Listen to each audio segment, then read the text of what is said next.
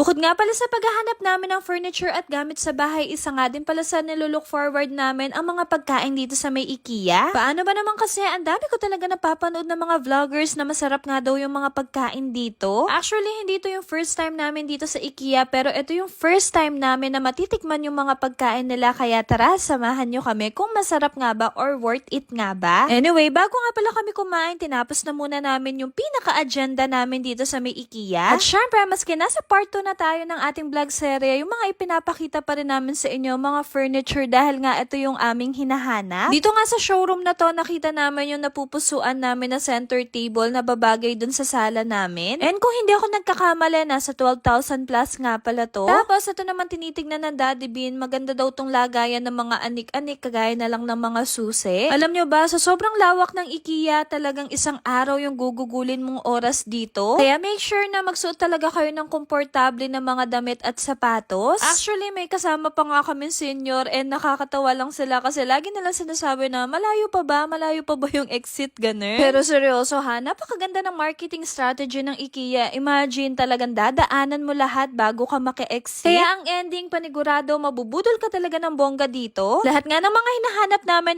nandito na, kaya for sure babalik kami dito. Barang ginagawa kasi namin, nagwi-window shopping pa lang kami and nagka-canvas para pagbalik namin, alam na namin yung bibilhin namin dito. Hindi naman din ganun kalaki yung bahay, kaya konti lang din naman yung bibilhin namin. Habang nag-iikot-ikot nga kami, nakita ko nga itong lamp, sabi ko nga kay Daddy Bean, babagay ito sa sala namin. Tapos ito namang mga lagayan ng kutsara at tinidor, hindi namin alam kung ano yung size ng paglalagyan, kaya sabi ko kay Daddy Bean, next time na lang. May mga nakita nga din pala kami na spice jar, 4 pieces na for only 170 pesos. Tingnan nyo naman, napakagaganda. Ang cute lang kasi napatingin nga ako dito kay Ate Arky at pinapatawa nga niya itong baby brother niya at tuwang-tuwa naman. Napakalaking tulong nga sa amin ng Daddy Bean yung pagpunta dito kasi nabuksan talaga yung imagination namin. Yung feeling nasa bawat showroom nakakakita kami ng inspo. Kaya naman sa paglalakad-lakad namin dito, mas lalo na kami na-excite sa bahay. Yung kesyo namin ng Daddy Bean na, uy, maganda to dito, maganda to doon. Grabe, hindi na talaga kami makapaghintay hanggang next year. And sa totoo lang, hindi lang kami yung excited, pati nga itong si Ate Arkia nyo, excited na nga sa aming lilipatan na bahay. Alam nyo ba, every time nga na pumupunta kami doon, lagi nga niyang sinasabi, Arkia house daw. Anyway, nandito na nga pala kami sa nakakakabang part kasi ang daming ang stuffed toy dito. Nung una, tinuturo-turo pa nga ni Arkia, akala nga namin binubudol niya kami, pero wala lang, tinuturo lang niya at sinasabi nga niya yung mga pangalan. Nakakaisang floor pa nga lang kami at nakaramdam na nga kami ng gutom, kaya pumila na nga kami dito sa may restaurant nila. Kagaya nga nasabi ko sa inyo, ito yung first time namin matitikman yung mga pagkain nila dito. And upon checking naman sa menu nila, hindi naman ganun ka-pricey. Na-curious nga ako sa mga sweets nila kasi ang daming nagsasabi na masarap nga daw yung mga to. And sayang nga lang, hindi available yung carrot cake nila kasi isa pa naman yun sa gusto kong matikman. Every time talaga na kumakain kami, hindi talaga pwedeng mawala ang salad, kaya kumuha na rin ng Daddy Bean. And sa kakanood ko nga kung ano yung masarap orderin dito, hindi daw pwedeng mawala itong meatballs. Kaya yung pinili namin yung 16 pieces na para lahat kami makakain. Tapos si Dada naman, paboritong-paborito niya yung salmon, kaya naman kinuha na rin namin siya. Habang tinitingnan ko nga to, natatakam na naman ako at parang gusto ko na naman nga bumalik dito sa may IKEA. Wala nga pala kami nakitang spaghetti, kaya tinry na lang namin itong lasagna. Bali, yung mga pagkain nga pala na kinukuha namin, nilalagay nga pala namin dito sa may tray. Hindi pa nga kami nakontento dyan at nakakita pa nga kami na itong mga sausage, kaya sabi ko kay Daddy Bean, kumuha na siya ng 2. Tapos kinikindatan nga din pala kami na itong siomay na 30 pesos naman, 2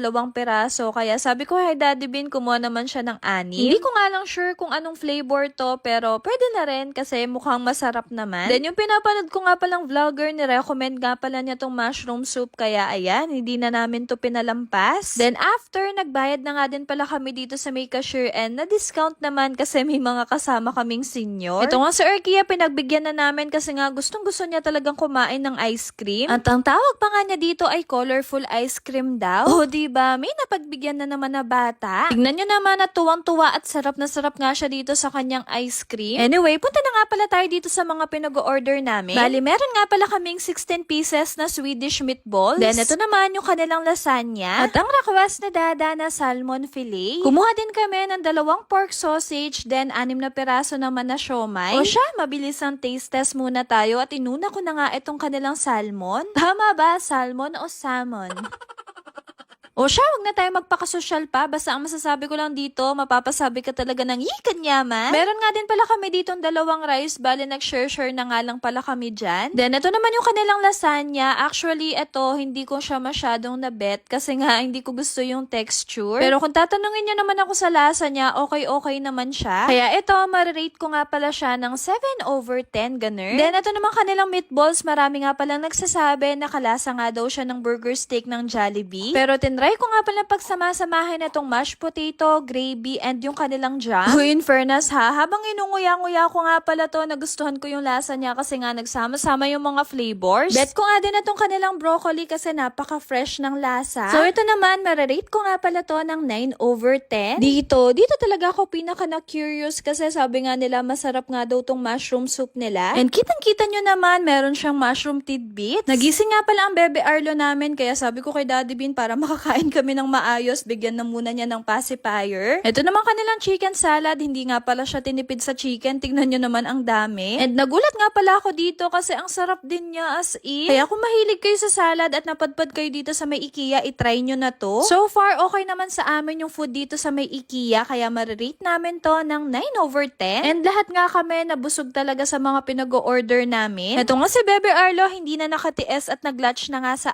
akin. Siguro, ang sabi niya, bakit kayo lang yung kumakain? Dapat ako din. So, ang ginawa ko habang kumakain ako, ayan, pinapalatch ko nga siya. Buti na nga lang nakikisama siya at hindi naman siya malikot magdudu. Grabe naman to sausage na to, pagkalaki-laki, kasing laki pa nga ata na tong mukha ko. Try nyo din to kasi gusto ko rin yung lasa niya and napaka-juicy. At syempre, ika nga nila, there's always a room for a dessert. Kaya naman maski allergic ako sa dessert, ayan, tinry ko talaga itong kanilang dark choco. And ang masasabi ko dito, it melts in your mouth. Ang sarap niya as in. Pero ito yung pinaka nagustuhan ko, yung kanilang almond cake. Gustong gusto ko yung nalalasahan ko na parang may lemon, ganun. And pagkatikim ko nga dito, grabe, gusto ko pa talagang mag-take 2, kaso nga lang share kami dito. Kaya kapag bumalik talaga kami dito, ay grabe, bibili talaga ako ng marami. Ito si Daddy Bean, dahil nga napakahilig niya sa chocolate, ito yung mas nagustuhan niya. Kaya ang ending, nag-aagawan ng last bite itong mag-daddy kasi nga parehas nga nilang gusto ang chocolate. O siya, bago tayo mag-end ng vlog, mabilis ang bill reveal na muna tayo. Umabot nga pala kami ng 1,509, which is okay na rin kasi 4 kami.